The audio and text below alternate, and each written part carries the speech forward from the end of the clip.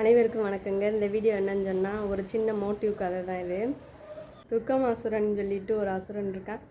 அவன் அன்னையும் ஆதிபராசக்தியை வீழ்த்தணும் அப்படின்னு யாகம் பண்ணிக்கிட்டு இருக்கான். அப்போ நிறைய யாகம் பண்ணதுக்கப்புறம் காளி தேவி வராங்க.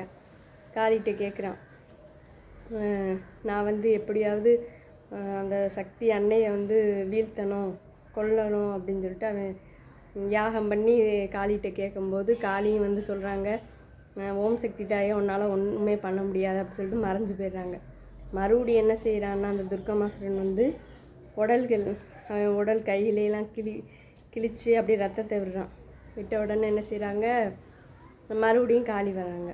வந்த உடனே காளி மறுபடியும், நான் தான் சொன்னேன்ல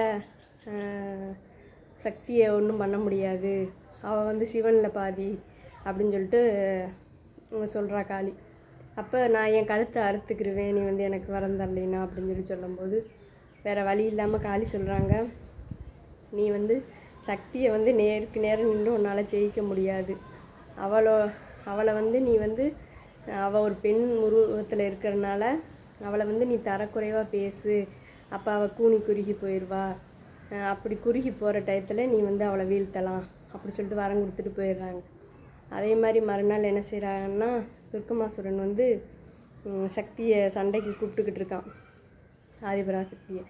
அன்னை வானத்துக்கும் பூமிக்கும் பெரிய உருவமாக நின்றுக்கிட்டு இருக்காங்க. நின்றுக்கிட்டு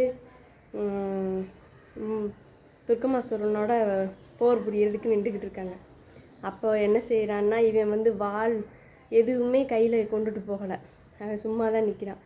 நின்றுட்டு இந்த உடனே சக்தியை பார்த்து சொல்கிறான்.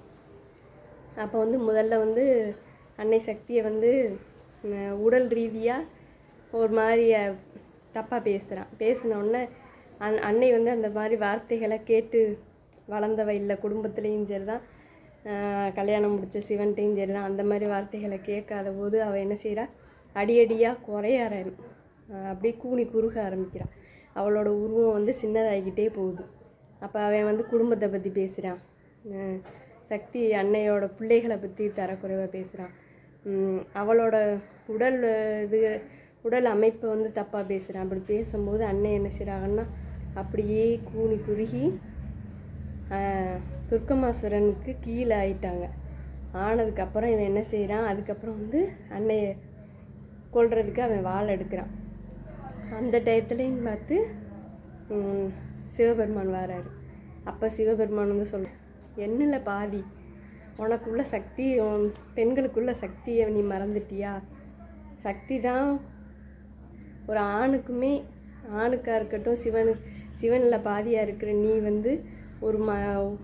ஒரு அசுரன் சொல்கிறான்னு சொல்லிட்டு உன்னோட உடலோடையும் குடும்பத்தையும் நீ தரக்குறைவாக பேசுகிறதுக்காக நீ கூனி குறுகி போறியே, உன்னோட சக்தி என்னன்னு உனக்கு தெரியாதா? என்ன தான் ஆண் எவ்வளோ தான் மட்டமாக பேசினாலும் அவன் என்ன செஞ்சாலும், ஆனால் ஒரு பெண்ணுக்குள்ள சக்தி ஆணுக்கு கிடையாது. உன்னோட சக்தியவே நீ மறந்துட்டியா சக்தி அப்படின்னு கேட்கும்போது தான் அப்புறம் பெண்ணால் முடியாதது என்ன இருக்குது? ஒரு பாரிஸாக இருக்கட்டும், ஒரு ஆணே இருக்கட்டுமே, ஒரு ஆணையே உருவாக்கி விடுறதே ஒரு பெண் தானே. அந்த நினைப்பு அதுக்கப்புறம் தான் அவளுக்கே வருது, அன்னை ஆதிபராசக்திக்கே. அதுக்கப்புறம் தான் அவள் எந்திரிச்சு அப்படியே அவளோட சக்திகளை நினச்சி பார்க்க வானத்துக்கு பூமிக்கு துர்க்கையாக உருவாகி நின்று துர்க்கமாசுரனை அழைச்சிருக்கா. அப்போ இதிலேருந்து என்ன தெரியுது, அன்னை சக்தியோட சக்தி பெண்கள் எல்லாருக்குமே இருக்குது. பெண்கள் செய்ய முடியும். ஒரு பெண் ஒரு குழந்தை பெற்றுக்கிறதா இருக்கட்டும், ஒரு குடும்பத்தை நடத்துகிறதா இருக்கட்டும், அவளுக்கு இருக்க சக்தி எந்த ஆணுக்குமே கிடையாது. இது உண்மையாக என்னன்னு சொல்லிட்டு எனக்கு கமெண்ட்டில் சொல்லுங்கள்.